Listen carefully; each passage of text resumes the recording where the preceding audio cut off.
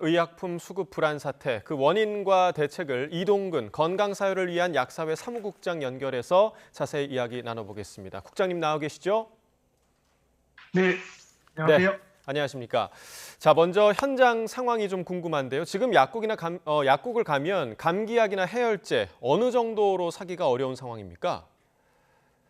우선 현장마다 사정이 다르긴 하겠지만 제가 아는 바로는 이제 11월 달부터 독감 환자가 급증하면서 12월 달부터 재고를 가지고 있던 약들이 모두 이제 소진이 되기 시작했고 그 예. 이후로는 약국에서 구매상이나 근처 약국에서 사정을 해야지만 약을 받을 수 있을 정도로 약을 구하기 매우 힘든 상황입니다.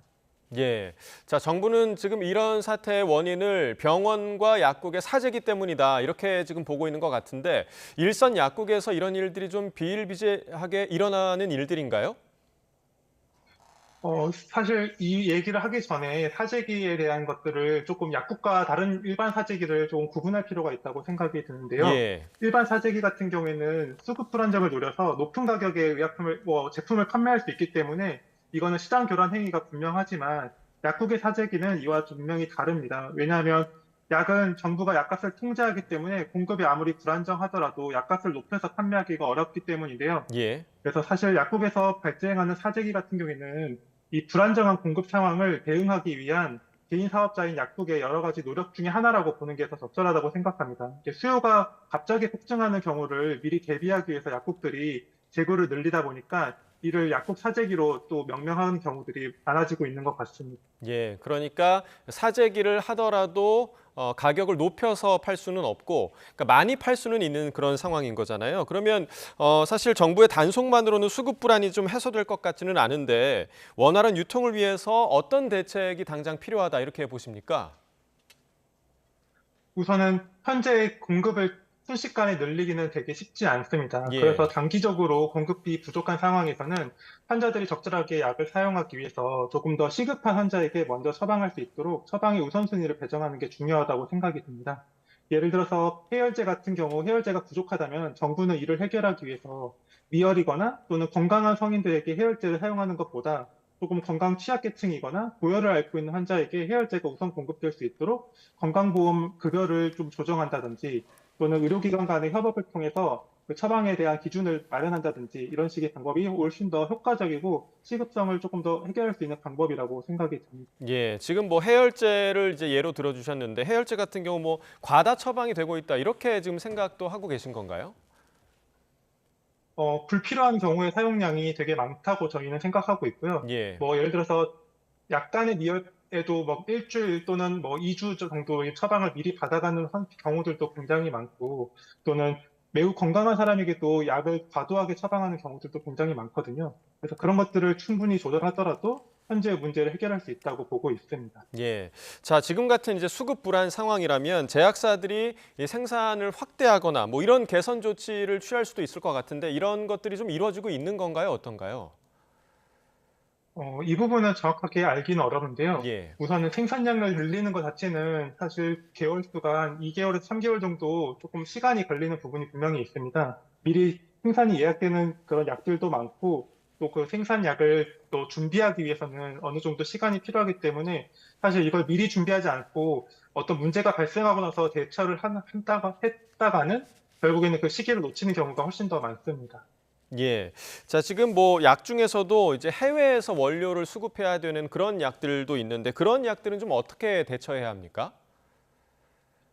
한국은 다른 나라에 비해서 의약품에 대한 원료에 대해서 해외 의존도가 굉장히 높은 나라라고 보시면 되겠습니다. 예. 그래서 이를 뭐 단번에 해결하기는 매우 어렵고 장기적인 관점에서 원료약품 생산 시설을 되도록이면 회사들이 많이 지을 수 있도록 정부 차원의 여러 가지 장려 정책이라든지 뭔가 조금 어, 재정을 지원을 한다든지 여러 가지 정책들이 마련하는 게 굉장히 중요하다고 생각이 들고 또 단기적으로는 국제적으로 이런 원료의약품들이 한국에 잘 수급이 될 수 있도록 협력을 이끌어내는 방법들이 많이 필요하다고 생각이 듭니다. 예. 자, 이번 이런 사태 해결을 위해서 이제 약을 처방할 때 성분명으로 약을 처방하자. 그러니까 특정 제약사에 몰리지 않게 이렇게 처방하는 방안도 있는데 또 의사단체에서는 성분명이 같다고 다 같은 약이 아니다. 이렇게 또 반발하고 있거든요. 이 방안에 대해서는 좀 어떻게 생각하시나요?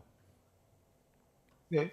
약국에서는 사실 이렇게 품질 문제가 났을 때 하나의 성분에 여러 회사가 생산하는 경우에 특정 회사의 제품을 꼭 마련하기는 어려운 사정이 있거든요. 그러다 예. 보니까 예를 들어서 A, B, C 회사가 있다고 치면 A 회사 약이 없을 때 B나 C 회사 약을 저희가 대체를 해서 약을 드릴 수가 있는데 그런 과정에서 여러 가지 어려움들이 있습니다. 환자의 동의도 구해야 되고 또 그 사후에 의사에게 꼭 통보를 해야 되는 그런 규정들이 사실 약국에서는 바쁜 현장에서 일을 다 해나가기가 매우 어려운 사정이 있습니다. 예. 그런데 다른 나라 같은 경우에는 그런 사정이 별로 없는 게 다른 나라는 대부분 다 성분명 처방으로 약을 처방을 하고 있고 그러다 보니까 A 회사 약이 없으면 당연히 B나 C 회사 약을 조제해서 주는 게 너무나 당연한 실정이기 때문에 이 부분의 간극이 한국에서는 조금 더 어려운 실정입니다. 네, 해외에서 이루어지고 있는 장점을 분명히 좀 우리가 수용해야 될 부분도 있는 것 같고 또 해열제나 감기약은 우리가 이제 일상에서 많이 그런 사용하는 약들인데 항암제 같은 약, 그러니까 이런 약들은 환자들에게